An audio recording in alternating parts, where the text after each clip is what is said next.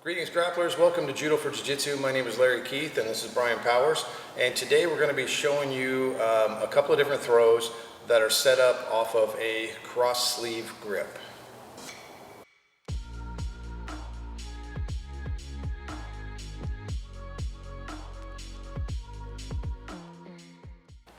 Okay, so today we're talking about entering into a throw based on a cross sleeve grip. Cross sleeve grip is one of my favorite ways to do techniques, especially for jiu-jitsu.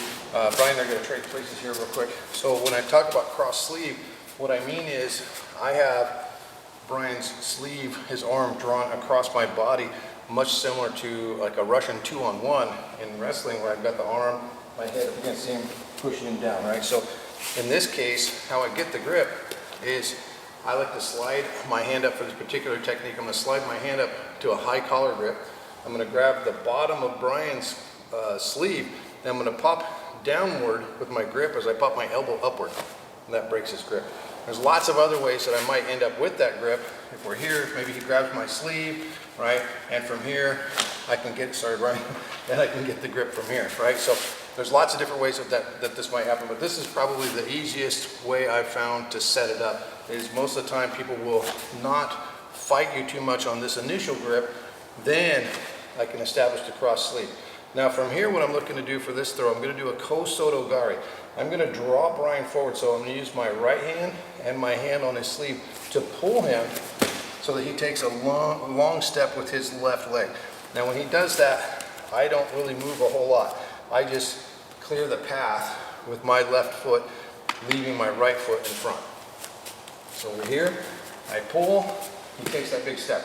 Now that his foot is here, I'm starting to get behind him. From here, I pull an arcing motion on his lapel and a lifting motion with his arm on this side. We're going to flip this around for you in just a second. So from here, I sweep the back part of Brian's heel with the bottom of my foot. So I turn my foot on edge and I'm going to lift, making him fall.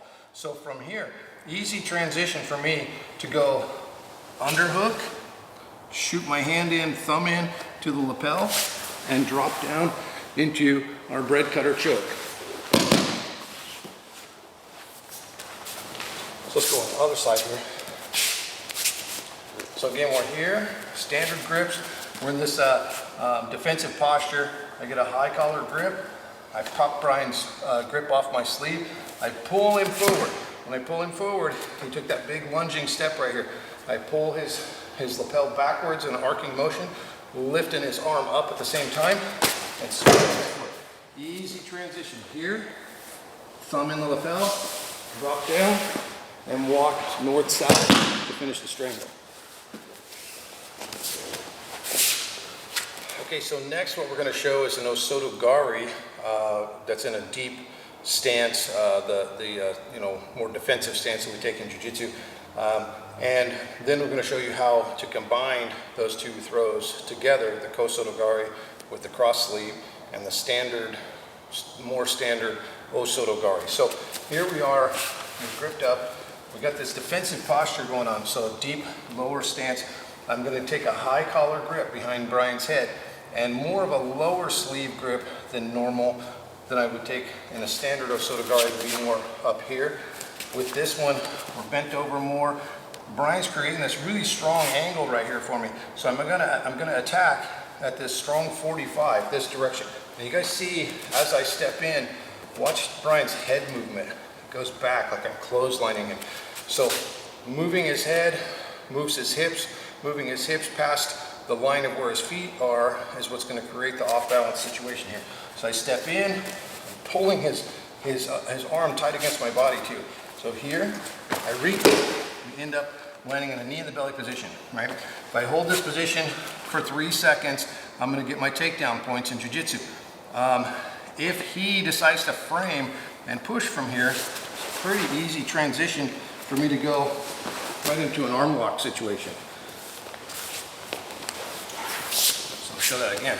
So we're here, I have a high collar grip, I step in, execute the reap, Brian frames, I underhook, grab his belt, pivot, sit down, and I have a nice tight arm bar. Let's go this direction. So once again, we're here. I've got this nice high collar grip, really strong defensive posture. I step in, breathe. I'm here, I'm knee in the belly position. Keep frames on that. I catch the underhook, catch the belt, pivot, sit nice and tight, lay back to that armbar.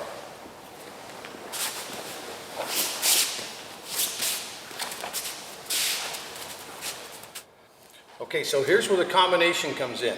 When I grip up with Brian and I get this cross sleeve grip, I pop it loose, I pull him forward. Most of the time, people are not going to like this. He feels the danger of me being entering into a potential arm drag, back control situation. So most of the time, people are going to want to get this grip free. So he's going to pull and take a hard step backwards to break that grip loose, right? So let's see that one more time. So we're here, I got my grip, I break his grip loose, I draw him forward, he says no way, takes a big step back. Look at the hard angle he created for my O-soto-gari follow-up. Okay, so let's do it again.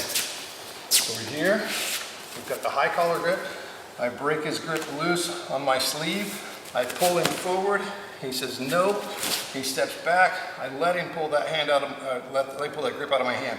I step in, you can grab here quickly if you want to, you can come to the inside if you want to. I've done it without even grabbing.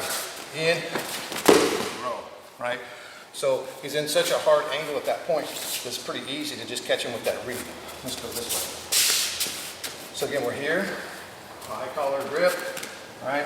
I break his grip loose, draw him forward, he says no, steps back, I step in, execute my read. Let's go this angle one time, okay? So from here, high collar grip, I break his grip loose from my sleeve, I draw him forward, he takes a big step back and pulls really hard. Boom, right here in the knee belly position. So, part of the reason why that works so well is because we set up the recoil effect with our opponent.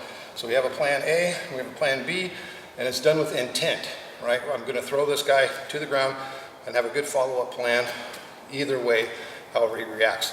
There's a lot more of that cross sleeve stuff to come that we'll get to in our later videos, but a lot of different follow-up attacks based on the reaction that you get from your opponent.